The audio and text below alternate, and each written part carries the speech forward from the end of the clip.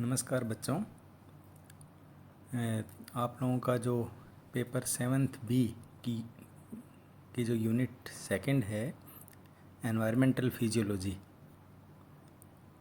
जिसके पार्ट हैं आपके eco physiological adaptations with special reference to desert, high altitude, lotic,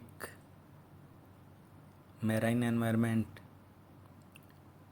hibernation and aestivation, poikilotherms and homeotherms, response to temperature and pressure, thermal properties of water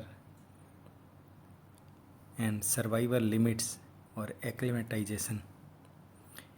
इस part में जो environmental physiology है इसके बारे में कुछ आज डिस्कशन करेंगे। जो एनवायरमेंटल आपकी फिजियोलॉजी है, यदि इसको अपन डिफ़ाइन करना चाहें तो एक्चुअल में environmental physiology is physiological ecology, और ये एक बायोलॉजिकल डिसिप्लिन की स्टडी है जिसमें अपन adaptations of an organisms through physiology to environmental conditions, यानी एनवायरमेंटल कंडीशंस की सहायता से अपने कार्य की या फिजियोलॉजी की वजह से जो अनुकूलनताएं मतलब अपने ऑर्गेनिजम्स प्राप्त कर लेते हैं उनकी स्टडी। आप लोगों ने डिफरेंट जो अपने इकोसिस्टम्स हैं, टेरेस्ट्रियल इकोसिस्टम, एक्वेटिक इकोसिस्टम, ये सारे पढ़े होंगे। इसमें शॉर्ट में आप लोगों ने बीएससी थर्ड ईयर में जो अडेप्टेशंस पढ़ी थी, अनुकूलनताएं पढ़ी थी कि डेजर्ट में जो एनिमल्स रहते हैं उनमें कौन सी अनुकूलनताएं पाई जाती हैं, जो जल में रहते हैं उनमें कौन सी अनुकूलनताएं पाई जाती हैं। एक्चुअल में उसमें उन्हीं पार्ट्स में जो जहाँ पे भी अपन कह सकते हैं कार्य की इन्वॉल्व है, फिजियोलॉजी इन्वॉल्व है, उसको अपन लेते हैं। ये जो फिजियोलॉजी है, यदि इसको अपन थोड़ा सा और विस्तृत रूप से इकोलॉजी के पॉइंट ऑफ व्यू से देखना चाहें तो इसके बहुत डिफरेंट एस्पेक्ट्स हैं। जैसे a branch of physiology that studies the dependence of human and animal function on conditions of life and activity in different physico-geographical zones during different times of the year and day and at different phases of the moon and tidal rhythms.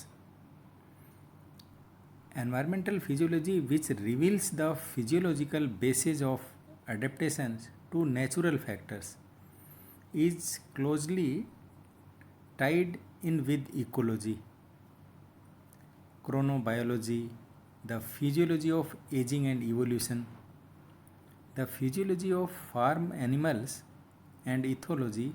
When subject of study is man, it is also closely related to climatophysiology and the physiology of work and sports. All levels of physiological integrations are studied: supra-organismic, organic and systematic, and cellular and subcellular. In human environment physiology, clinical, chemical and electrophysiological laboratory methods such as radiotelemetry are used. कहने का मतलब ये है कि ये जो कार्यकी है, ये जितनी भी लाइफ की एक्टिविटीज़ हैं, चाहे वो अपने जो क्लाइमेटिक फैक्टर्स हैं, जैसे शुरू में मून और टाइडल रिदम्स की बात करी, उनसे क्या प्रभाव पड़ता है, जो नेचुरल फैक्टर्स हैं उससे कैसे अपन अडेप्ट होते हैं, और इन्हीं को मतलब क्लाइमेटोफिजियोलॉजी के नाम दे दिया गया। और इसी तरह से यदि केवल अपन ह्यूमन की बात करें, ह्यूमन नेचर की, तो उसमें जो एनवायरमेंटल फिजियोलॉजी है, जो क्लिनिकल और केमिकल और इलेक्ट्रोफिजियोलॉजिकल जो लेबोरेटरी मेथड्स काम में लिए जाते हैं, है ना, जिसमें रेडियो टेलीमेट्री भी आती है, इन सबको सम्मिलित किया गया है क्योंकि ये फिजियोलॉजी से संबंधित सारे पार्ट हैं। लेकिन जो अडेप्टेशंस के डेवलपमेंट हैं, अपन कह सकते हैं इंडिविजुअल ऑर्गेनिजम्स के लिए, उसमें दो तरह से कर सकते हैं अपन। एक तो कंट्रोल्ड कल्टीवेशन और रियरिंग की सहायता से। तो इसमें भी फिजियोलॉजिकल जो पार्ट हैं, रिएक्शंस हैं पर्टिकुलर स्पीसीज़ के लिए, वो अपन कह सकते हैं कि टैक्सोनॉमिकली कैसे डिफरेंट हैं। तो और ये भी टैक्सोनॉमिकली डिफरेंट हैं, ये भी मतलब अलग अलग अपन एरिया के हिसाब से, जैसे आर्कटिक रीजन में ऑर्गेनिजम्स हैं। तो अपन बात कर रहे थे कि जो अडेप्टेशंस हैं, जो फिजियोलॉजिकल अडेप्टेशंस हैं एनवायरमेंटल के बारे में, कि अलग अलग जो arctic, tropical, desert, terrestrial, semi aquatic area में जितने भी ऑर्गेनिजम्स रहते हैं, उनमें जैसे डिफरेंट लेवल की मसल्स की एक्टिविटीज़ मिलेगी। इसी तरह से रिसर्च के अंतर्गत जो सेंसरी सिस्टम में सिंगलाइजेशन का है, रेंजिंग का है, केमिकल जो लिंक्स होते हैं फेरोमोन्स के ऑर्गेनिजम्स में, इन सब में कार्य की जो फिजियोलॉजी काम करती है, उन्हीं को अपन बायोफिजिकल या बायोकेमिकल डाटा के रूप में लेकर के स्टडी करते हैं अपने पारिस्थितिकी के हिसाब से। इसी तरह से यूएसएसआर में, in the USSR research in environmental physiology has been conducted since 1930। 1930 से रिसर्च जो है एनवायरमेंटल फिजियोलॉजी पे यूएसएसआर में हो रही है। इसके अंतर्गत स्पेशली उन्होंने किसको इंक्लूड किया है? Including the study of thermoregulation, adaptations to hot and cold climate, adaptation to mountains conditions, adaptations to environments with the variable gaseous compositions and mechanism of hibernation। इस हाइबरनेशन के दौरान और जो ऊपर अपने अडेप्टेशंस की बात करी, इनकी फिजियोलॉजी की स्टडी यूएसएसआर में काफ़ी पहले से रिसर्च के रूप में हो रही है। इसी तरह से ecological approach was also used in the study of nervous system and the genetic behaviors। Beginning in the 1950s, research in environmental physiology expanded in connection with the development of new territories such as the Arctic, subarctic, desert and mountains region। ये मतलब अपन कह सकते हैं पूरे world में जो ecology का और फिजियोलॉजी का अपन कह सकते हैं रिलेशनशिप है, ये एनवायरमेंटल फैक्टर्स को लेकर के काफ़ी रिसर्च जो है वो चल रही हैं अभी भी।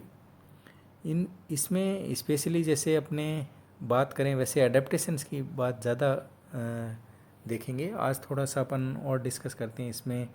जैसे डेजर्ट हैबिटाट में जो अडेप्टेशंस हैं थ्रू अपन कह सकते हैं फिजियोलॉजिकल एस्पेक्ट्स, वो कौन कौन से हो सकते हैं। जैसे इसमें अपने water conservation, water obtaining, heat tolerance और प्रोटेक्शन, इन सब चीज़ों को अपन लें तो सबसे बेस्ट एग्जांपल डेजर्ट में अपने को कैमल का मिलता है, ऊँट। इसमें हीट टॉलरेंस की क्षमता पाई जाती है। इसका जो शरीर का तापमान है वो वातावरण के तापमान के साथ परिवर्तित होता है, जिससे क्या होता है, इसमें जो मतलब पसीना आता है और पेंटिंग के द्वारा होने वाली जल की क्षति है, उसको वो कम कर लेता है। ऊँट बिना किसी प्रोटीन की कमी को प्रदर्शित करते हुए स्वयं के भार को भी 30% तक कम कर सकता है। और ऊँट में जो जल की कमी होती है वो ऊतकों से होती है, रक्त के द्वारा नहीं होती है। जो भी जल की जो लॉसेज होंगे वो अपन ऊतक से होते हैं, टिश्यूज से होते हैं, रक्त से नहीं होते हैं। डेजर्ट के जितने भी मैमल्स हैं, स्तनधारी हैं, उनमें ये देखा गया कि वायु को नासा छिद्रों से, नोस्ट्रिल से बाहर निकालते हैं। तो उससे होता क्या है कि नोस्ट्रिल से निकलने से पहले वो ठंडी हो जाती है। इस कारण नमी जो है वो नाक में ही बनी रह जाती है, और जो अपन कह सकते हैं एक्सहेलेशन है, वायु के साथ जो है जल वाष्प की हानि जो है वो नहीं होती। तो ये स्तनधारियों में वायु के नासा छिद्रों में ही मतलब से पूर्व निकलने से पहले इसको ठंडा कर दिया जाता है, संघनन कर दिया जाता है। तो ये एक तरह से फिजियोलॉजिकल मतलब कह सकते हैं अपन अडेप्टेशंस हैं। इसी तरह से और डेजर्ट एनिमल्स हैं, उसमें जो आपका यूरिन होगा वो कंसंट्रेटेड होता है, अर्ध ठोस के रूप में, यूरिक अम्ल के रूप में उत्सर्जित किया जाता है। डेजर्ट की जो रैट हैं और कंगारू रैट है, इसमें जो मूत्र में उत्सर्जित होता है 24% तक यूरिया उपस्थित होती है। यानी पानी जो है वहीं एब्जॉर्ब कर लिया जाता है और यूरिया का कंसंट्रेशन है जो बहुत ज़्यादा रहता है। इसी तरह से रेप्टाइल्स और बर्ड्स में भी जो मूत्र का निष्कासन है वो कंसंट्रेटेड होता है, सांद्रित होता है। और जो कैमल है, इसमें जब भी मतलब यूरिन का उत्सर्जन करता है तो उसमें यूरिया की मात्रा बहुत ज़्यादा बढ़ी हुई होती है, और अपन कह सकते हैं जो जल की मात्रा है वो कम हो जाती है। तो ये सब बॉडी के फिजियोलॉजी पे डिपेंड कर रहा है सारा।